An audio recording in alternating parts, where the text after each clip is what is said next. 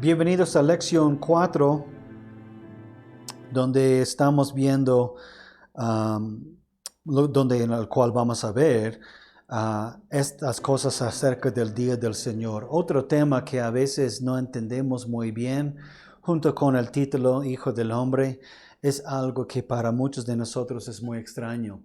Pero el día del Señor es un tema muy importante, es algo que todos los judíos en cierta forma esperaban.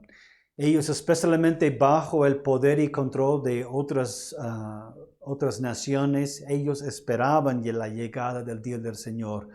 Y lo que queremos hacer hoy día, brevemente tocar algunos pasajes del Antiguo Testamento que hablan del día del Señor para tener una idea más o menos clara qué significa y cómo se conecta con todas estas ideas de que Jesús es el Hijo del Hombre y que su primera llegada es sumamente escatológica. Para eso vamos primero a Isaías 2:12, donde Isaías dice: porque el día del Señor de los ejércitos vendrá contra todos los soberbios y altivos, contra los que se enaltecen, los cuales serán humillados.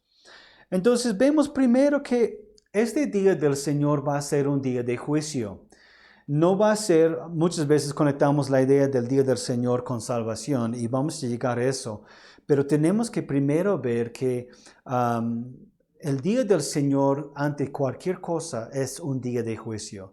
Es el día en que el Señor va a venir, Dios va a venir a visitar la tierra y va a hacer pagar a todos según sus obras. Vemos, por ejemplo, en Amós 5:18. Ay de los que anhelan que llegue el día del Señor. ¿Para qué quieren que llegue el día del Señor? Será un día de tinieblas y no de luz. En gran parte Amós dice esas palabras porque él reconoce que hay muchos dentro del pueblo de los judíos que anhelaban el día del Señor, anhelaban el día de salvación, pero no se dieron cuenta que ellos mismos no creen en Yahvé. Ellos no creen en Dios. Y así que lo que ellos anhelan realmente es su propio juicio. Quizás podemos ver que hay muchos en nuestro día que tienen el mismo problema. Joel 2:11 dice: el Señor mismo da las órdenes al frente de su ejército. Muy grandes son sus batallones y fuertes son los que cumplen la orden. Grande y terrible es el día del Señor. ¿Quién podrá resistir? Entonces es un día de destrucción y terrible juicio. No estamos hablando de una fiesta, de un cumpleaños. Estamos hablando de una destrucción terrible. Quizás ya estamos conectando algunas ideas de este día del Señor con Apocalipsis. Y eso sería bueno. También, o eso es bueno si estás conectando estas ideas. Sofonías 1:7 dice: guardemos silencio en presencia de nuestro Señor y Dios. Ya está cerca el día del Señor. Ya el Señor ha preparado el sacrificio y ha purificado a sus convidados. Ahora, para muchos de nosotros conectamos la idea de sacrificio con el ministerio, la muerte de Jesús. Pero aquí estaríamos un poco equivocados. No creo que Sofonías esté hablando del sacrificio de Jesús y su muerte en la cruz. Más está hablando de que el día del Señor va a traer un gran juicio, una destrucción de muchas cosas, y eso incluye que Dios va a cortar de su pueblo los que no creen, los malvados. Ahora vamos a mirar a Malaquías 3, donde dice: el Señor de los ejércitos ha dicho: he aquí, yo envío a mi mensajero, el cual me preparará el camino. El Señor a quien ustedes buscan vendrá de manera repentina, lo mismo que el ángel del pacto en quien ustedes se complacen. Sí, ya viene. El Señor de los ejércitos lo ha dicho. Pero ¿quién podrá resistir cuando Él se presente? ¿Quién podrá mantenerse de pie cuando Él se manifieste? Él es como un fuego purificador, como el jabón de lavanderos. Me encanta este pasaje. Ahora sí, no sé cuántos de nosotros estamos conectando Malaquías, voy a ponerlo otra vez, Malaquías 3 con el comienzo de muchos de los evangelios. Por ejemplo, Marcos 1 comienza citando a Malaquías. Y es interesante porque Marcos dice, según el profeta Isaías, y quota Isaías, pero luego quota Malaquías. En estas ideas de que he aquí yo envío a mi mensajero, el cual me preparará el camino. Ahora, no podemos entrar todo lo que dice Marcos, pero Marcos conecta esta idea con la venida de Jesús, que Jesús es Yahweh visitando a su pueblo. Este es problemático para nosotros. ¿Ya? Bueno, realmente no es problemático. Es muy problemático para muchos. ¿Por qué? Porque muchas veces queremos conectar esta idea del gran juicio y la destrucción de las naciones y la venganza del Señor sobre los malvados. Queremos conectarlos solo con el fin de todos los tiempos. Y está bien, va a haber un gran juicio. Nadie está dudando eso. Sin embargo, hay algo que Jesús comenzó cuando vino a la tierra, que no podemos negar, que simplemente no podemos eludir. Jesús no vino solo a ser un sacrificio por el pecado. También Él es la visita de Yahweh aquí a la tierra. Es el comienzo del día del Señor. Ahora vemos a Zacarías 9:9. Llénate de alegría, hija de Sión. Da voces de júbilo, hija de Jerusalén. Mira que tu rey viene a ti. Entonces un pasaje real, es una profecía real. Habla del reino nuevo. Tu rey viene a ti, justo y salvador y humilde. Suena Jesús. Y montado sobre un asno, sobre un pollino, hijo de asna.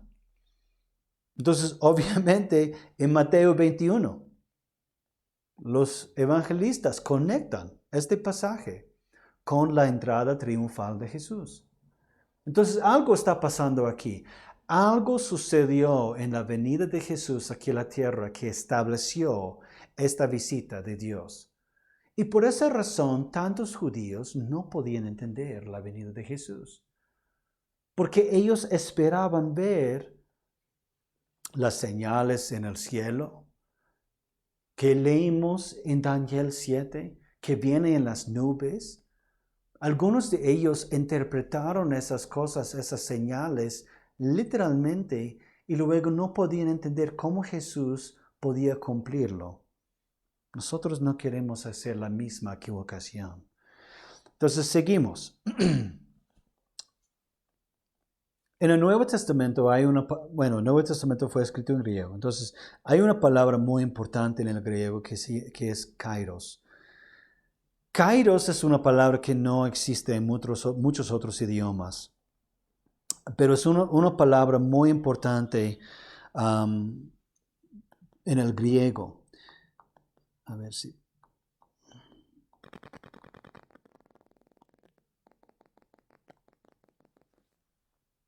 Y kairos significa, para los que han estudiado griego, deberían saber, ¿ya? Una palabra tan importante para el Nuevo Testamento.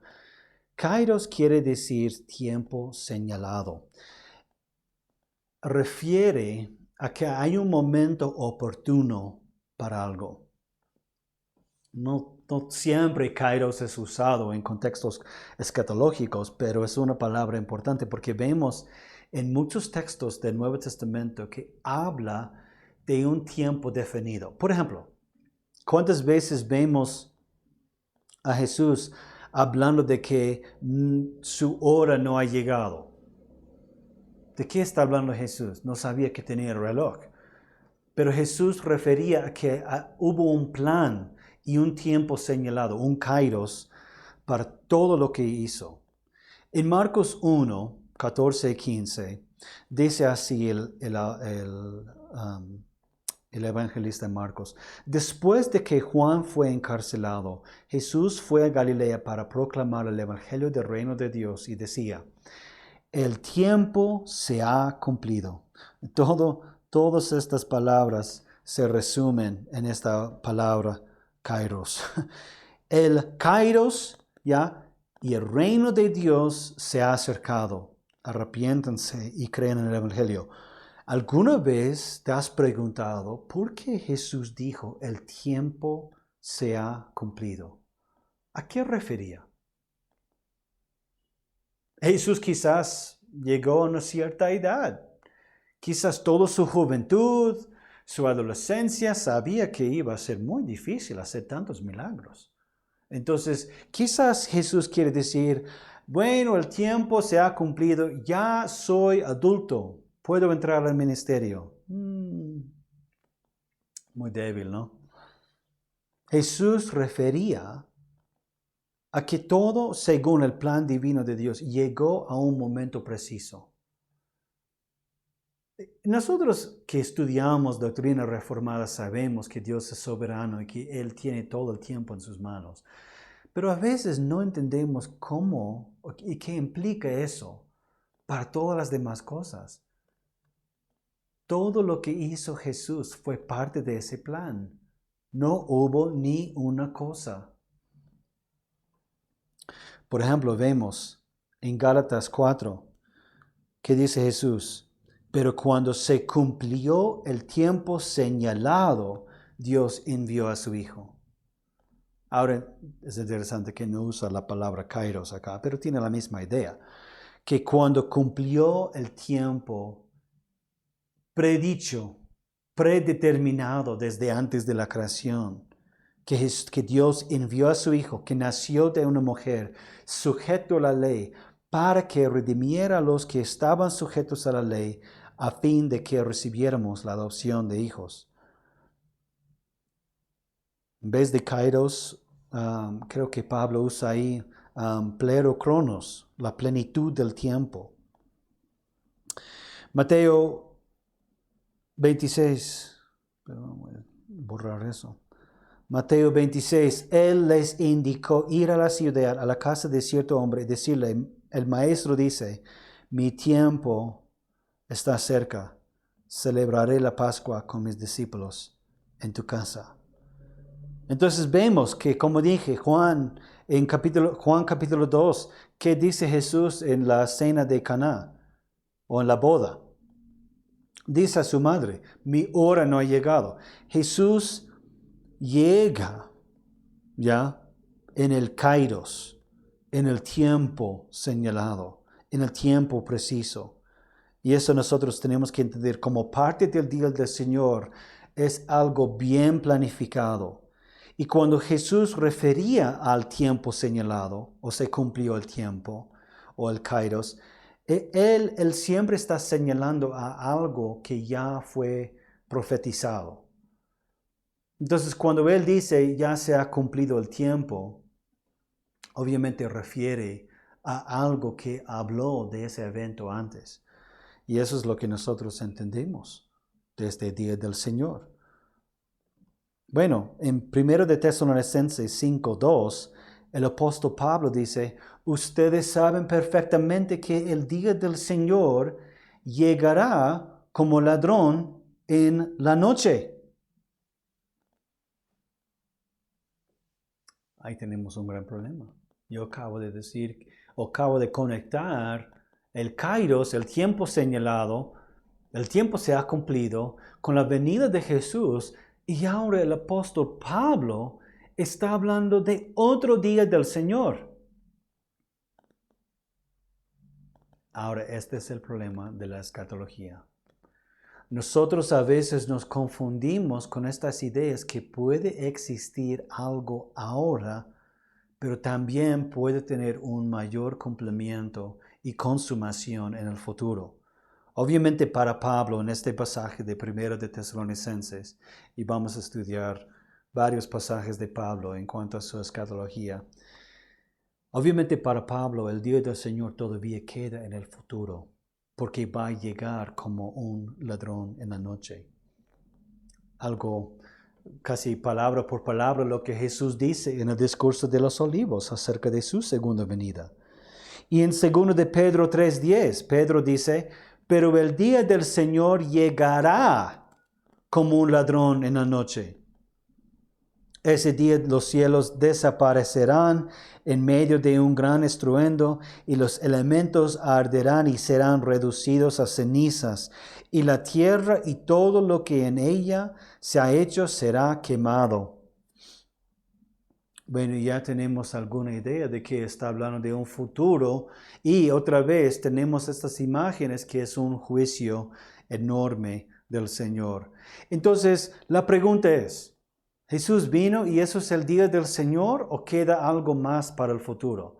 Bueno, tenemos que ver que el día del Señor, conectado con todas estas ideas de salvación de su pueblo y de la venganza sobre los enemigos de Dios, no podemos evitar que de alguna manera Jesús cumplió este oficio. Y como vimos en la lección anterior, Jesús es el Hijo del Hombre, algo completamente conectado con esta idea de la visita del Señor. Vimos como Malaquías 3 es cumplido, Zacarías 9 en el Nuevo Testamento. Entonces, ¿quién estuvo equivocado? Estuvo Marcos, el autor del Evangelio de Marcos. Estuvo equivocado Marcos en conectar la venida de Jesús con Malaquías 3, con el día del Señor. O estuvo mal Mateo cuando conectó que ya viene tu rey encima de un burrito. O quizás estuvo equivocado Jesús, dicen los críticos. Entonces nosotros tenemos que entender estas cosas. Y Geerhard Voss, un teólogo del siglo XX, estableció lo que nosotros llamamos bueno, fue realmente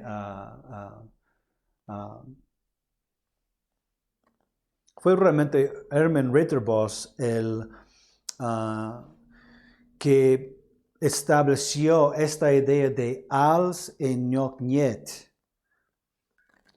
Hermann Ritterboss era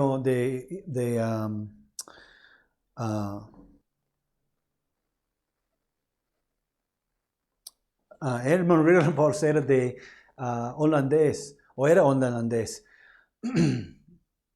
Entonces ahí en su idioma él dijo als en noch niet, o lo que nosotros entendemos el ya y no todavía.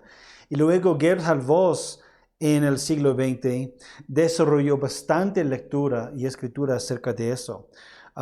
Y lo que nosotros podemos ver es que los autores del Nuevo Testamento interpretaron el nacimiento, vida, muerte y resurrección de Cristo como el comienzo de esta idea del día del Señor, que incluye todo lo que entendemos del Hijo del Hombre, del reino de los cielos. No podemos evitarlo, que Jesús en su ministerio aquí en la tierra estableció estas cosas. Y muchas veces cuando leemos los textos del Antiguo Testamento acerca del Señor, parece un día catastrófico, parece un día de bastante destrucción, el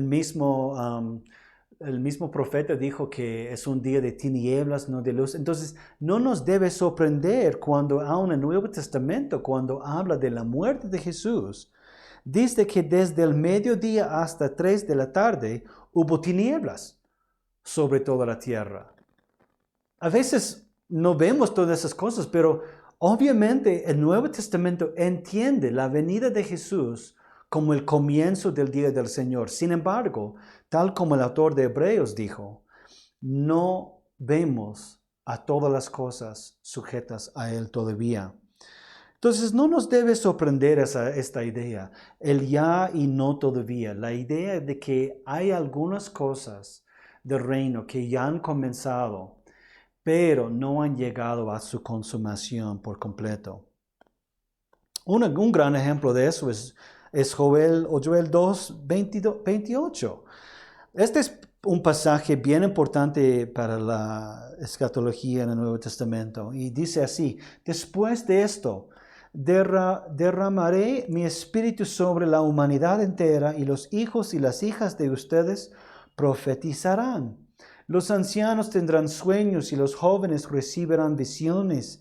En aquellos días también sobre los siervos y las siervas derramaré mi espíritu. Y haré prodigios en el cielo y en la tierra, con sangre y fuego y con columnas de humo. El sol se convertirá en tinieblas y la luna en sangre, antes de que venga el día grande y terrible del Señor. Pero luego, aquí en Hebreos 2, ¿qué vemos? La misma cosa, que las cosas están sujetos a Dios, pero no todavía. Si pensamos un rato, ¿cuándo fue cumplido Joel 2? En Hechos 2. En Hechos 2, Pedro está predicando y cita Joel 2. Ahora otra vez aquí en Hebreos 2, así que si Dios puso todas las cosas debajo de sus pies, otra vez citando Salmo 8, entonces no dejó nada. Dice, no dejó algunas cosas, dijo que no dejó nada que no esté sujeto a él. Sin embargo, todavía no vemos que todas las cosas le estén sujetas. Lo que sí vemos es que Jesús, que fue hecho un poco menor que los ángeles, está coronado de gloria y de honra. Otra vez, palabras del Antiguo Testamento hablando del reino mesiánico, del día del Señor. A causa de la muerte que sufrió, Dios en su bondad quiso, voy a ponerlo grande, Dios en su bondad quiso que Jesús experimentara la muerte para el bien de todos. Y luego en versículos 14 y 15, así como los hijos eran de carne y hueso, también Él era de carne y hueso, para que por medio de la muerte destruyera al que tenía el dominio sobre la muerte, es decir, al diablo, y de esa manera librar a todos los que, por temor a la muerte, toda su vida habían estado sometidos a esclavitud. ¿Qué podemos ver aquí? Cuando Jesús vino y cuando Él murió en la cruz, ¿qué nos dice Pablo en Filipenses 2? Que le dio el nombre sobre todo nombre. Otra vez vemos estos temas, estas imágenes del dominio y el poder, de majestad, de honra y de gloria. No podemos evitar y no debemos eludirlo, amigos, que cuando Jesús estableció su reino aquí en la tierra, comenzar a poner todas las cosas debajo de sus pies, aunque no vemos todas las cosas todavía, no significa que no ha comenzado. Y eso es bien importante para nosotros. También vemos que los autores del Nuevo Testamento entendieron que no solamente el reino de Dios es espiritual, es decir, no es terrenal, pero también vieron que cuando el Antiguo Testamento habló de la venganza del Señor contra nuestros mayores enemigos, entiende eso dentro de tres diferentes cosas. ¿Cuáles son realmente nuestros mayores enemigos? La carne, la carne que es el pecado, el mundo y la maldad y también Satanás. Y eso es exactamente lo que vemos aquí en Hebreos 2, que el autor está conectando esta idea de que cuando Jesús murió, no solamente pagó el precio por nuestro pecado, para nuestro perdón, pero también desarmó los poderes de este mundo. ¿Y cuáles son? Como dije, nuestra carne, el mundo y Satanás. Si estás dudando de estas cosas, lee Efesios 2. ¿Qué dice el apóstol Pablo? Realmente te recomiendo leer los últimos versículos de capítulo 1, donde habla de que Dios puso todas las cosas debajo de sus pies. Son temas vez tras vez repetidos en las Escrituras y nosotros tenemos que reconocer que esta venida de Jesús estableció su reino aquí en la tierra. El día del Señor, amigos, ha llegado. Ahora, eso no significa que ya no va a llegar. Y eso es algo que nosotros tenemos que entender muy bien. Por ejemplo, ¿Jesús destruyó el poder de Satanás sobre nuestra vida? Por supuesto, pero ¿eso significa que Satanás no tiene nada de poder? No, todavía tiene un poco. Todavía tiene un poco. Entonces vemos que eso es parte del ya y no todavía. Las promesas, nuestra herencia en Cristo Jesús es ya, pero no todavía. Por ejemplo, cuando leemos en Génesis 12, esta es la gran promesa a Abraham. Estas cosas no nos deben sorprender y este es un ejemplo del Antiguo Testamento. En Génesis 12, ¿qué dice Dios? Pero el Señor le había dicho a Abraham, vete de tu tierra y de tu parentela y de la casa de tu padre y a la tierra que te mostraré. Yo haré de ti una nación grande. Te bendeciré y engrandeceré tu nombre y serás bendición. Bendeciré a los que te bendigan y maldeciré a los que te maldigan. Y en ti serán benditas todas las familias de la tierra. Ahora yo les pregunto, y el autor de Hebreos en el capítulo 11 nos ayuda un poco. ¿Cuándo fue cumplido esta promesa, lo que nosotros llamamos el pacto abrámico?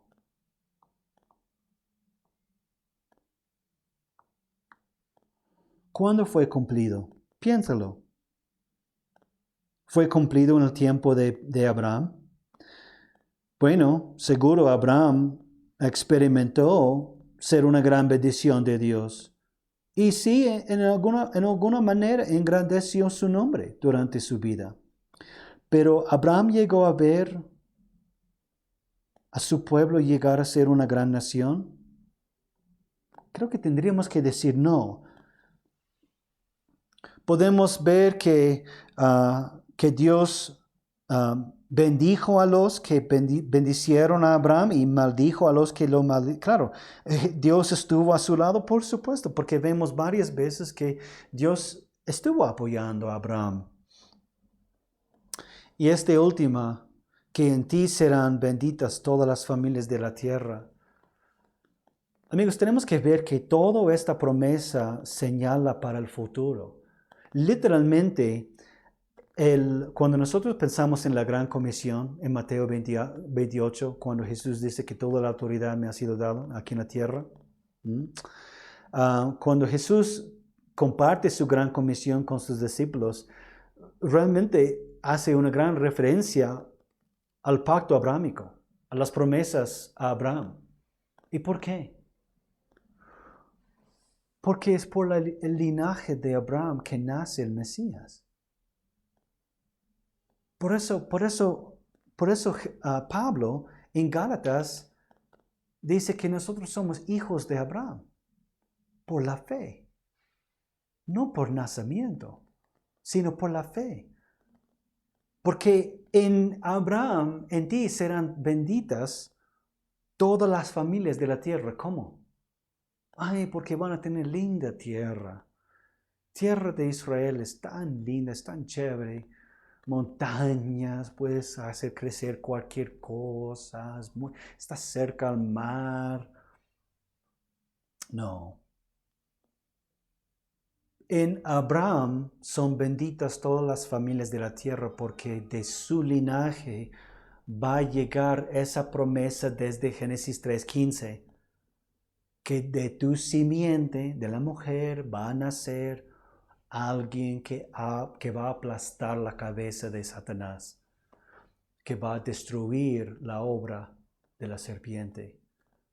Y eso es la promesa que tenemos en el Evangelio, que no solamente Dios nos ha perdonado, eso sí, y es muy importante, pero amigos, el regalo es mucho más grande, es mucho mayor que solo eso.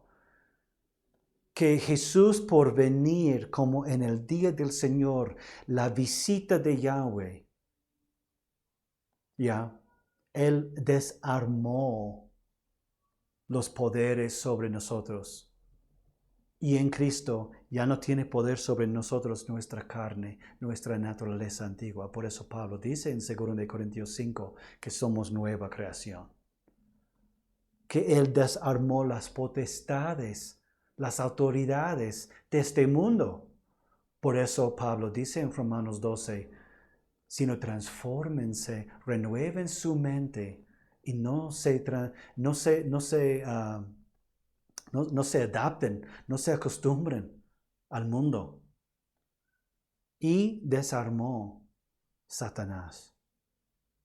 Realmente la cruz es la golpe de muerte de Satanás. Aunque no ha muerto todavía. Aunque no ha muerto todavía. Pero es ya y no todavía. Ya y no todavía. Cuando pensamos en esta promesa a Abraham, podemos ver que hubo varios cumplimientos aún. Y eso es lo que nosotros necesitamos ver. Que podemos ver que sí, Dios llegó a bendecir a Abraham, pero la bendición que leemos en Génesis 2 hasta 26 no se compara con el hecho que Abraham es nuestro padre de fe después, en Gálatas 3, por ejemplo.